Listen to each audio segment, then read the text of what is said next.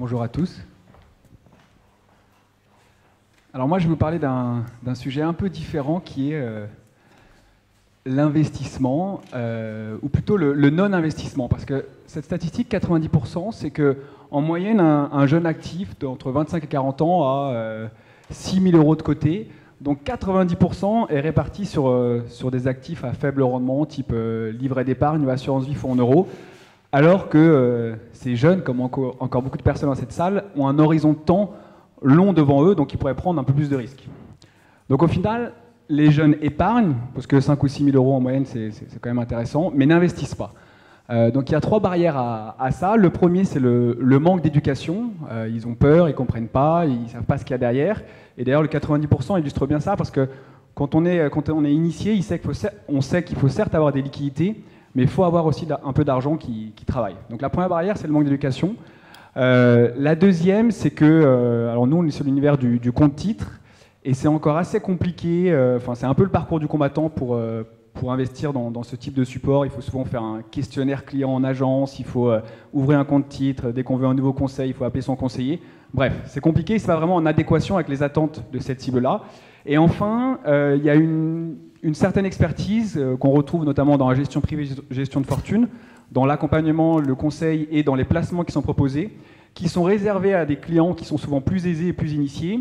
Et donc les jeunes actifs comme moi, par exemple, qui auraient 2 000 euros à placer, on va leur proposer des produits pas très sexy. Et donc c'est pour ça que j'ai voulu créer mon petit placement qui vise à dynamiter l'investissement auprès des jeunes actifs et donc démocratiser cette gestion privée auprès de cette cible, tout en étant en adéquation avec leurs attentes, donc au travers d'une app, et en insistant beaucoup sur la pédagogie pour leur donner les outils pour qu'ils comprennent et qu'eux-mêmes puissent faire la décision d'investissement.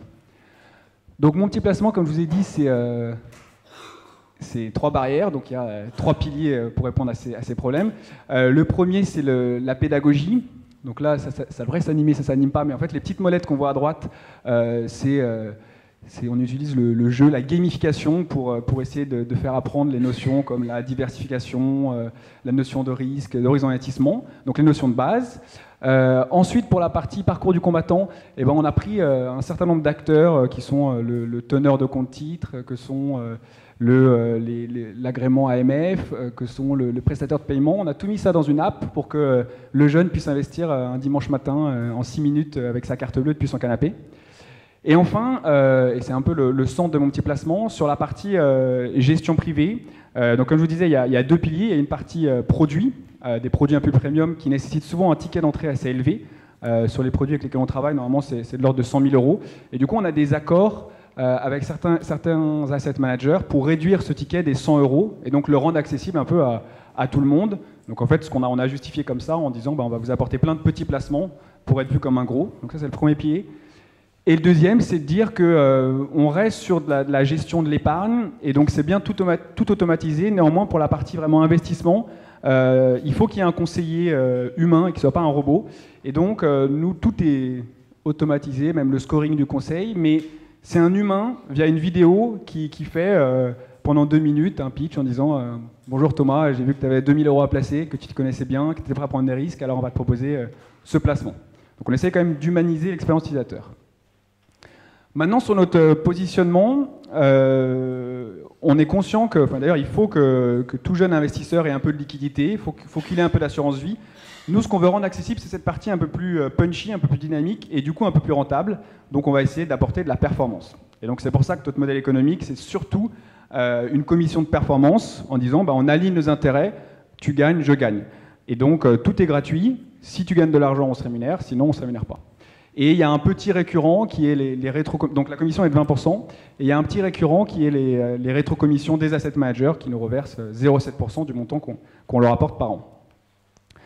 Maintenant, pour ce qui est un peu de la solution technique derrière, comment on fait pour tout mettre dans une app, parce qu'habituellement, pour ouvrir un compte titre, il faut ouvrir un compte espèce, et le compte espèce, c'est cher, administrativement, c'est un peu lourd. Donc là, on travaille avec un système de wallet, avec S-Money, qui font un peu comme PayPal, permettent d'ouvrir un wallet très rapidement. Et Natixis, qui est le plus gros teneur de compte français, vient accoler la partie titre à ce wallet. Et donc, du coup, ça permet d'ouvrir le compte titre de manière, 6 minutes, quoi. Et ensuite, on est branché, du coup, avec, pour l'instant, ces 3 sociétés de gestion. Donc voilà un peu les branchements qui ont été réalisés. Et bien sûr, on est agréé par l'AMF, parce que On est quand même des conseillers en investissement financier. Maintenant, pour ce qui est du go-to-market, on lance le site dans une dizaine de jours et on est sur un marché dont le coût d'acquisition est assez élevé. Donc en fait, notre stratégie, c'est de faire du B2B2C, où les apporteurs d'affaires seront des banques, et le modèle, c'est suivant. On leur fournit une application Mon Petit Placement à destination de leurs clients, qui du coup donne accès à des placements un peu plus premium, avec une approche pédagogique un peu ludique. Et si c'est, alors pour l'instant on travaille avec ces différents établissements bancaires, mais si c'est LCL qui pousse ou si c'est la caisse d'épargne, eh ben, le compte titre sera ouvert au LCL ou à la caisse d'épargne. Donc on n'est pas des concurrents, mais on est un moyen de faire levier sur leur mine d'or, que sont leur base de clients.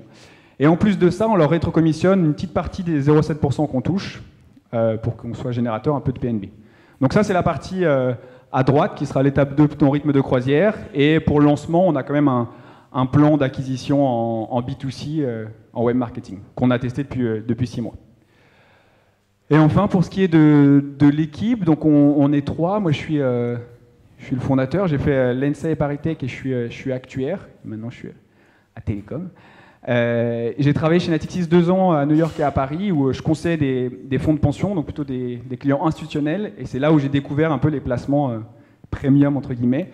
Et je suis accompagné par Margot, qui est en charge de toute la partie conseil, donc pour l'instant c'est elle qui fait les vidéos, et de Théophile, qui s'occupe d'avoir mis en place la stratégie d'acquisition B2C, et qui va gérer la partie B2B2C.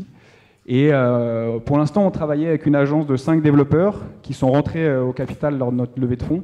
Et l'idée, maintenant, la prochaine étape, ça va être d'internaliser un peu tout le pôle technique. Donc je recherche activement un CTO plutôt senior pour ceux qui sont dans la salle. Et enfin, on était accompagné depuis le début de l'aventure par un board de personnes, enfin plutôt des mentors assez seniors dans différentes verticales que sont la finance, l'entrepreneuriat ou le marketing. Voilà.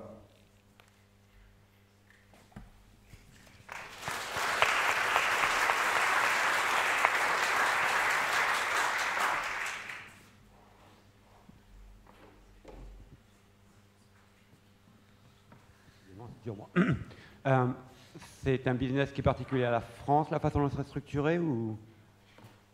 Le B2B2C ou le fait de... Non, l'application là, elle ne fonctionnerait que sur les règles financières françaises? Pour l'instant, oui, et on peut aller, alors dans notre board, il y en a un qui est directeur d'une banque en Suisse, donc on va aller sur les pays européens francophones, mais en termes de législation d'ouverture de compte titre, c'est un peu différent, donc il faudra se brancher avec des établissements suisses, quoi.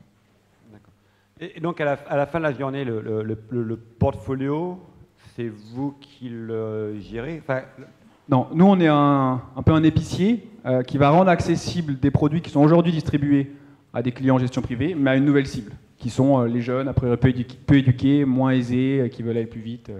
Mais c'est des produits déjà existants et qui sont gérés par des sociétés de gestion, mais qui ne sont pas ouvertes au public. Le client.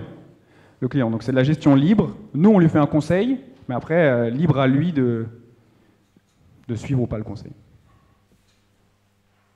Et à la fin de l'année, quand on doit récupérer tous les...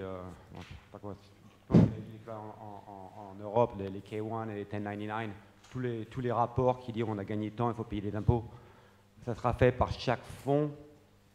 Parce que là, en jouant avec les sliders, j'imagine que je peux me retrouver à avoir 10 fonds investis de 10 banques différentes. Alors, pour l'instant, toujours dans un souci de simplicité, il n'y a que 3 produits qui correspondent à 3 profils de risque, qui s'appellent cool, performant, ambitieux. Et donc, si on est plutôt safe, on va avec le produit cool et on va être investi que sur un des produits. Donc l'idée, c'est d'être assez simple. Et là où on va, c'est vers quelque chose comme ça, où on va faire un peu des tiroirs. Pour l'instant, j'ai beaucoup parlé de la performance, en disant on va rendre actifs ces produits un peu punchy. Mais il y a une demande aussi pour donner du sens à son investissement. Et du coup, on va lancer un deuxième tiroir qui va être de l'ISR, l'investissement socialement responsable. Donc on peut être amené à avoir plusieurs produits, mais ça va être par groupe de 3, donc on n'a pas vocation à être sur 10 placements différents. D'accord. Et la dernière question, sur les 20% que vous prenez sur les performances, vous les définissez, c'est comment les performances? Parce que si je suis investi en actions, ça peut monter, ça peut descendre. C'est un très bon point. C'est avant ou après impôt? C'est complètement avant impôt. Et en fait, on regarde depuis... Alors en plus, on les prend de manière trimestrielle, parce que vous imaginez bien qu'on ne peut pas prendre le risque pendant 12 mois si jamais il y a un crack de ne pas être rémunéré. Donc on les prend chaque trimestre et on se base sur, depuis 3 mois, quelle a été la performance. Si elle est positive, alors on prend 20% de ça. Si elle est négative, on prend 0.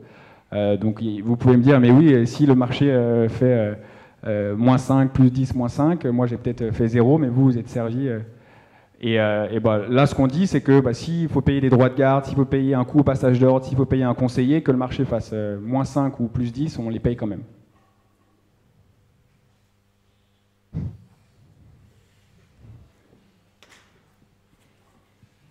Il y a des questions dans le public.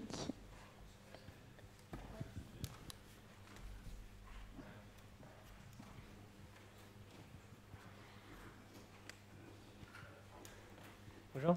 Bonjour. Moi j'ai juste une question, c'est si par exemple vous avez 2 produits qui sont tous les 2 safe, et un il appartient par exemple à Natixis et l'autre à Amundi, comment vous faites le choix? Vous pouvez répéter la question? Parce que pour l'instant, on est branché que... Là vous êtes conseiller, c'est ça? Là, je suis conseiller et je distribue... Qui vient et il a un profil safe. Ouais. D'accord. Comment vous faites le choix entre 2 produits, par exemple, de 2 sociétés de gestion? Parce que nous, on a présélectionné des placements. Un placement qui ira dans le profil ambitieux, justement pour avoir ses accords et casser le minimum d'entrée. Mais donc, s'il est ambitieux, il a le choix que d'un produit. 3 produits. Exactement. Pour l'instant, il y a 3 produits. Mais vous avez combien de banques ou de asset managers en face? Là, j'ai vu 3. Ouais, 3 pour l'instant. Comment vous choisissez? Dorval, c'est 1. Et Mirova, H2O. H2O, ouais, c'est ça? Ouais, c'est ça. Donc il y a 3 asset managers qui ont chacun une quinzaine de produits. Donc ça me donne déjà une base de produits. Mais pour l'instant, par souci de simplicité, on n'est pas branché. Étant branché avec Natixis, on est branché à 7000 fonds. Mais l'idée, c'est de nous de faire quand même un travail de présélection pour le client et de lui dire, nous, on t'a mâché le travail. Maintenant, tu essaies de définir ton profil de risque. Et ensuite, tu investis dans le produit qu'on t'a présélectionné. Et c'est basé sur quoi? La présélection? Le scoring? C'est un questionnaire AMF assez classique de 18 questions. Et nous, on a un petit outil de scoring qui nous permet de classifier le client, savoir s'il a une certaine appétence au risque, en fonction de ses objectifs d'investissement. Je parle du choix du produit. Ouais, c'est ça. En gros, en fonction de son questionnaire AMF, on le classifie. On le classe et s'il est entre les deux, on peut lui dire nous on mettrait 40% sur le produit ambitieux, 60% sur le produit performant. Et voilà, c'est en fonction de son questionnaire. D'accord, merci. Bonjour. J'ai une question sur la rétrocession. Donc en fait, vous faites rétrocéder une partie des frais de gestion prélevés par l'asset manager, si je comprends bien. Exactement. Et parce que c'est un sujet assez important sur la dernière directive de distribution de produits financiers, MiFID 2. Ouais. Donc normalement, soit vous êtes dépendant de la société de gestion, soit vous êtes indépendant. Si vous êtes indépendant, normalement, vous n'avez plus droit à de la rétrocession. Comment vous comptez procéder dans ce cas pour pouvoir se rémunérer? Vous avez parfaitement répondu à la question. Moi, je suis conseiller en investissement financier non indépendant. Du coup, si on est non indépendant, on peut garder ses rétrocommissions, qui, moi, sont nécessaires pour avoir ces apporteurs d'affaires en B2B2C et pour pouvoir proposer un bon service aux clients. Et si on veut se revendiquer comme conseiller en investissement financier indépendant, on doit soit refuser ces rétrocommissions, soit les rétrocéder aux clients. Okay. Moi, je les garde et on doit justifier pourquoi on les garde en disant de quelle manière ça améliore le service aux clients. Et voilà. Merci. Donc merci Thomas pour la présentation de mon petit placement.